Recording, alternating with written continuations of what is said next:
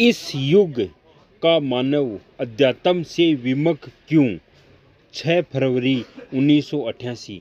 Summer सदगुरुदेव श्री रामलाल जी सिया की जय हो। दादा गुरुदेव ओम श्री गंगाईनाथ जी योगी की जय हो। गुरु सियाग सिद्ध योग आध्यात्मिक मार्ग पर आप सभी गुरु भाइयों और गुरु बहनों को ब्रह्मांड की सारी मानव जाति का स्वागत है। आप ये मंत्र लीजिए और आराधना कीजिए। आपकी सारी समस्याओं का समाधान इसी मंत्र के अंदर छुपा हुआ है। भौतिक जीवन में आध्यात्मिक मार्ग पर चलते हुए अपना भौतिक जीवन की सारी समस्याएं, जैसे कोई भी बीमारी हो, पारिवारिक हो, शारीरिक हो, आर्थिक हो, जो भी हो, आपको मंत्र का जप करने से आपकी ठीक हो जाएगी और आपका भला हो जाएगा, आपका परिवार का भला हो जाएगा। आपके इस जीवन में आप मंत्र का जप करने से आपके 2 काम हो जाएंगे। ये तो जीवन आपका सुधरेगा ही, अगला जीवन में आपको मोक्ष मिल जाएगा।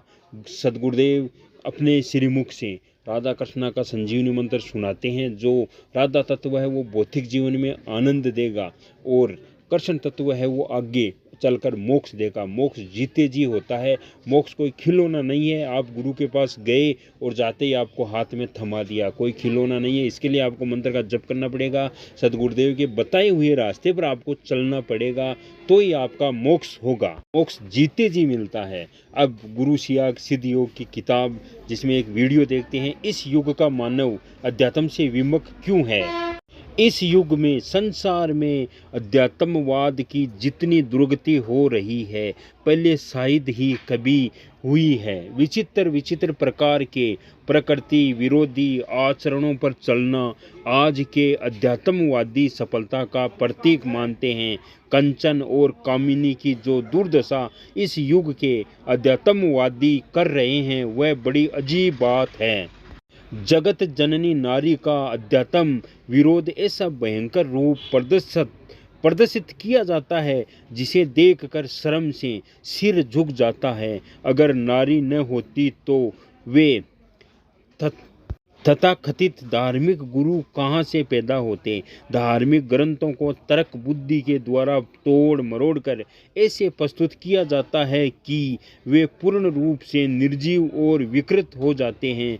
दान पुण्य त्याग तपस्या पाप आदि की ऐसी परिभाषा की जाती है जिससे अर्थ का अनर्थ हो जाता है। उदाहरण के तौर पर गीता को ही लीजिए। इस पर अनेक लोगों ने टीकाएं लिखी है।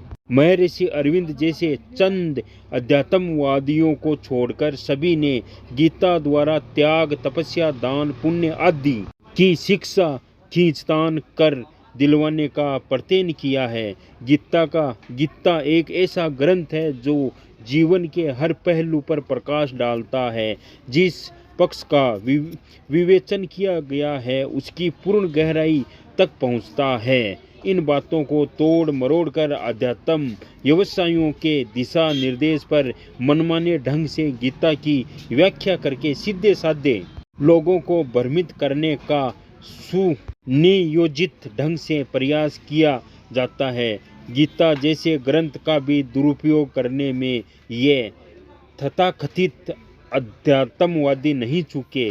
गीता रूपी ग्रंथ का मंदिर बनने के बाद जब उसमें मूर्ति स्थापित हो चुकी, तो अर्जुन ने जो किया, गीता का सही अर्थ वही था। अर्जुन ने जो कुछ किया उसमें त्याग तपस्या दान पुण्य पाप आदि जो उपदेश आधुनिक अध्यात्मवादी गीता से दिलवाते हैं, इससे कौन सी झलक मिलती है। अर्जुन ने तो यही कहा कि धर्म के बारे में जो भारतीयाँ मुझ में थी वे सभी मिट चुकी है, अब मैं निर्भय होकर युद्ध करूंगा। इसी प्रकार सुनियोजित ढंग से सभी धार्मिक ग्रंथों का गलत अर्थ निकालकर आज के अध्यात्म व्यवसायी और गुरु भोली भाली जनता का धर्म की आड़ में शोषण कर रहे हैं।